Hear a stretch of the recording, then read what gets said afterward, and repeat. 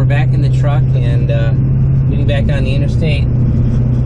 Well, State Route 16. And today it's gonna be a little bit of a driving vlog and picking up some tools and stuff for the garage, actually.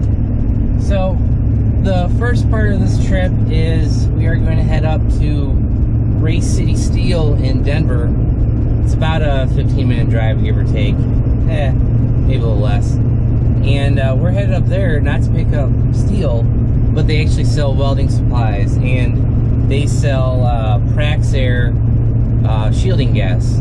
And we're going to be picking up some argon CO2 75-25 mix of argon CO2 shielding gas. So we're going to be picking that up to do some welding, and I really don't want any splatter. The welding I did last time I welded on the channel was actually the exhaust, the cook's exhaust on the SS.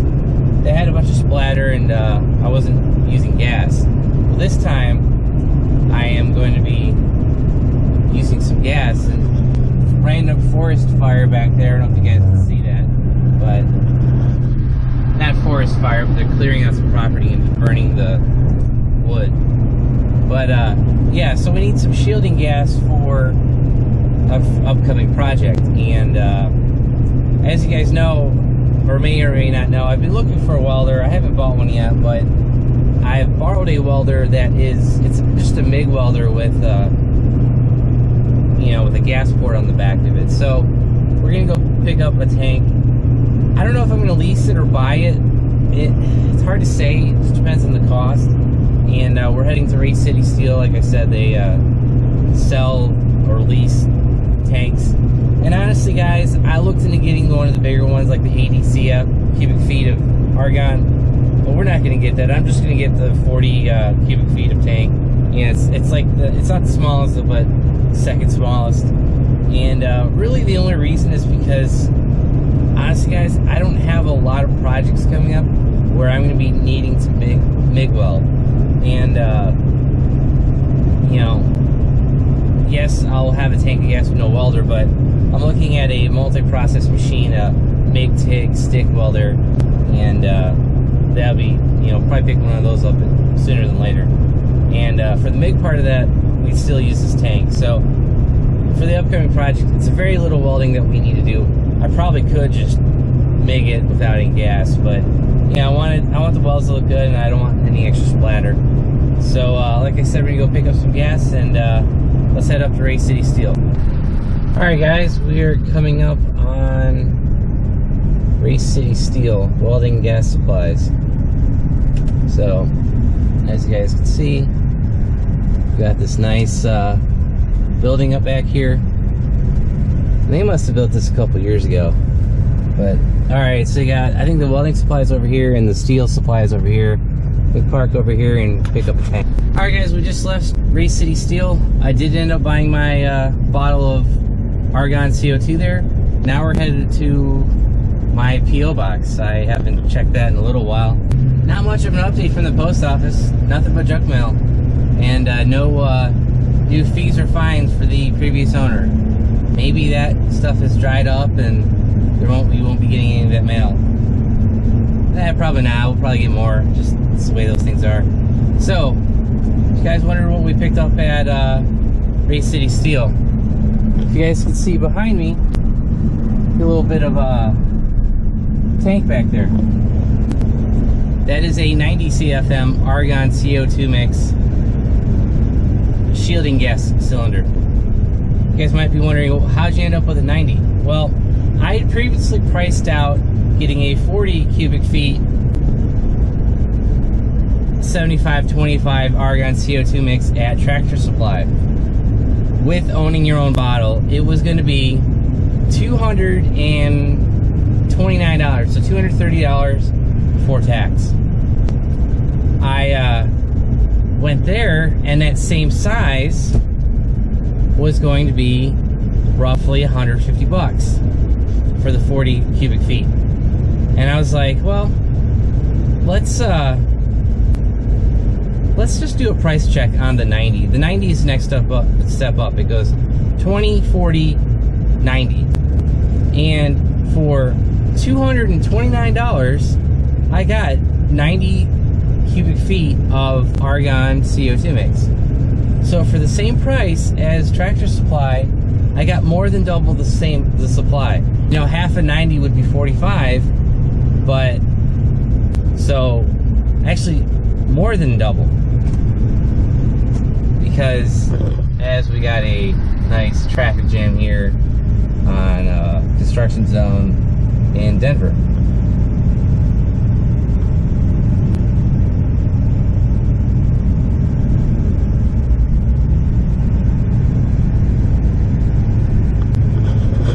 Alright, back to the video. Sorry guys. So like I was saying, I priced out the 90 cubic feet just for comparison. I wanted to know. The guy said roughly $199 for $198 for the bottle and $30 to fill it up, so $230. $230 for double. You know, more than double of what Tractor Supply was gonna be. It's like, hell, I'll buy that. So now, you know, the 40, I think it works out to be like 20 CFM is like an hour or two of welding. 40 would be double that, so like 2 to 4 hours. And the 90, that should be plenty. You know, that should be a lot of, that should be 8 to 10 hours of welding. And trust me guys, I won't do that much welding over the next couple of years. I'll probably have to turn the bottle in 5 years to get it recertified. That's probably what's gonna happen. So, but yeah, so, you know, looking at the prices and I'm just like, geez, like I am not gonna buy that 40 CFM for over $200. It just wasn't gonna add up. And then when the salesman came up with the same price for the 90, I was like, yeah, we're sold. I am very glad I drove up there. I was just gonna give them a call and kind of see what their pricing was. They could have priced it to me over the phone, but honestly guys, I think it's nicer just to do some things in person. I was gonna have to go up there anyway, so I just decided to go up there and you know, see what it was gonna be, because I had already priced out Tractor Supply on the back of my head. Tractor Supply is closer; it's like right outside my neighborhood, but not for double the price. That's ridiculous. So we end up with a semi-large tank of argon welding gas. Now, like I said, this should last me a super long time. And so a little bit of overkill for what we're going to be doing for the next project on one of the cars, but for longevity and, you know, not having to go refill that tank after a couple hours of welding, you know, that's simply worth it right there. It's just time and money. I was already willing to spend $230. Now that I'm going to get double the amount of welding gas, I mean, come on guys, that just makes sense to do. So that's what we end up doing. So that's about it for, you know, welding gas and this checking the PO box. I wasn't expecting anything, and yeah, I was right. But channel updates. So we've got a couple of Corvette videos to go with drag racing. Then we have some SS videos, which I haven't actually shot yet, so I had to schedule on that. So Corvette videos, SS videos, and then I've got to prepare the Corvette for the half-mile event in October. So we'll have 1 or 2 videos with that. Then we'll have the half-mile event. And in the meantime, I'm going to try to get some 8th mile drag racing videos, at least of the SS, maybe the Corvette. I'm not sure if I'm going to take the Corvette out before the half-mile event. I don't know. I just don't trust the clutch. I don't want to blow the clutch up before the event. I'd rather blow it up at the event. But then I don't know. You got to test the tune. I don't know. But we'll see. So that's kind of coming up. Yeah. So that's the next like immediate future for the channel is Corvette and SS videos, racing videos, and then it'll